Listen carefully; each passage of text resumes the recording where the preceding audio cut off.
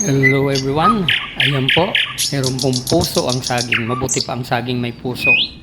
Subalit ang tao may puso nga, hindi naman alam kung paano gamitin ang magkaroon ng puso lalo na sa kapwa.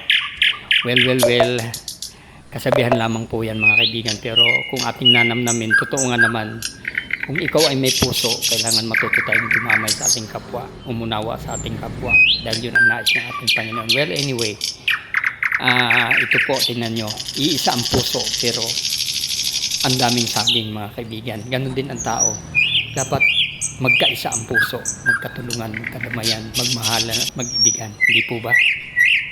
One heart, one unity, one world with one heart, hindi po ba?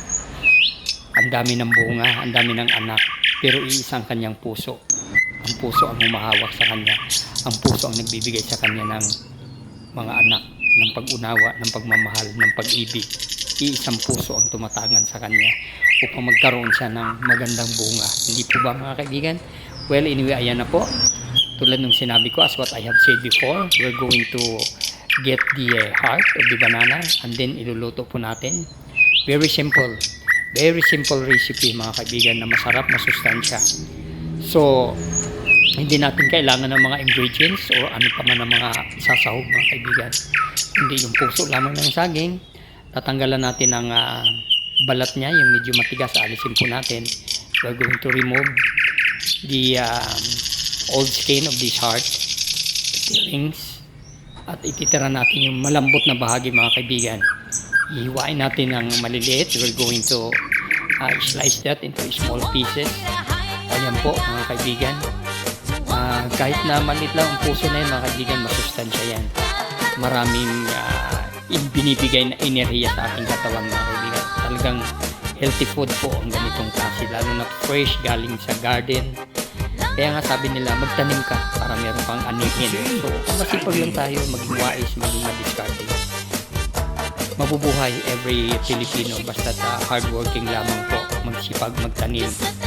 At ito naman, madali mabuhay mga kaibigan. Tanim ka lang sa likuran kung may space ka o kung may bakanting lupa, taniman para mapakinabangan mga kaibigan. So ayan po, itinanggalan natin ang skin at ayan, in-slice na natin ng maliliit mga kaibigan, pinong-pino. Alam mo, gusto ko niyan yung upo doon nasa gitna. Ang sarap, pinakain ko yan, inaabangan ko nung maliit pa ako. Yung gitna niya, yung small heart, inside the heart, na malutong, masarap, manamis-namis, talagang fresh. May pakla ng konti, pero ayan na po mga kaibigan, slice na natin into small pieces. Then we're going to put a little amount of rock salt or anything, kahit na iodized salt. Pwede yan, lalagyan natin upang atin siyang pipigain, kakatasin upang ang kanyang pakla matanggal, kasi may pakla po ang saging mga kaibigan. So to remove this aftertaste, kailangan lagyan natin ng rock salt and then i-squeeze natin, pipigaan natin upang matanggal yung kanyang aftertaste na pakla mga kaibigan. Pero okay lang naman kahit mapakla mga kaibigan, pero yung iba ayaw kasi mapakla. So ayan na po, natanggal na natin ang katas niya mga kaibigan, yung pakla. So ibubuhag uli natin yan and then igigisa na po. We are going to saute it with onion, garlic, or anything, pork, ground pork, sardines, or corned beef. Marami pong pwede isahog dyan, mga isda na hinimay. Pero ako po, very simple lang ang gagawin natin dahil mahal ang ingredients ngayon. Only garlic ang sahog. So ayan na po, isusuti natin, igigisa natin. Garlic lang mga kaibigan ha, tapos mantika, and then a little bit of seasoning. Solve na po yan, wala nang gastos. Matipid. Libre na nga, matipid pa. Bali, ang binili na lang natin dito, garlic at saka yung cooking oil. Pero mura lang yan, mga almost sabi na natin mga 10 pesos kasama na yung seasoning na gagamitin natin. So only 10 pesos can you imagine kapag meron kang backyard at pag may tinanim ka, makakalibre na at makakain na po yan ng 5 persons. So ayan po, and then alam nyo po ang ilalagay ko dyan na pinakasahog na isip ko, itry ko lagyan ng 2 pirasong itlog, fresh eggs.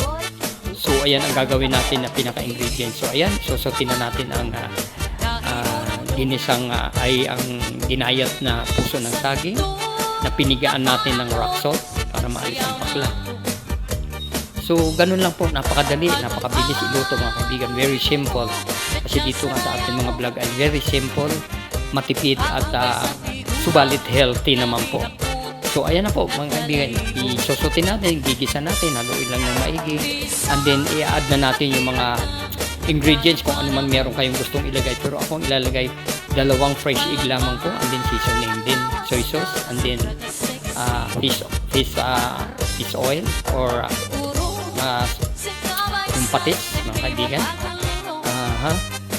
salted fish sauce. So ayan na po ang 2 itlog, nilagay ko na po. Napakadali lang mga kaibigan, in just 30 minutes may ulam na tayo, good for 5 persons. Very healthy po yan at malasa, masarap, malinamnam mga kaibigan.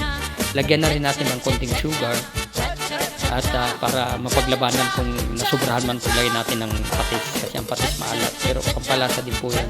Tapos konting soy sauce or toyo, and then yung seasoning na ating ihahalo para magkalasa. Ayan na po mga kaibigan, tingnan nyo, napakadali, hindi po ba? Tapos i-cover lang natin after 15 minutes, okay na. So all in all 30 minutes may pagkain na tayo. Napakadali mga kaibigan. So muli mga kaibigan, thank you for watching. Please don't forget to subscribe, like, and share. Comment lang man po mga kaibigan, at dito po sa ating simpleng ulam ni Paul. So ayan na po, ready to eat. Tara, let's eat mga kaibigan. At ulit po, good for 5 or 4 to 5 persons, okay na po dito mag-ulam nito. Napakatipid, almost 20 pesos lamang po ang ating ginastos dito dahil libre na ang gulay dahil tanim sa backyard garden. So maraming salamat po mga kaibigan, hanggang sa muli. God bless everyone.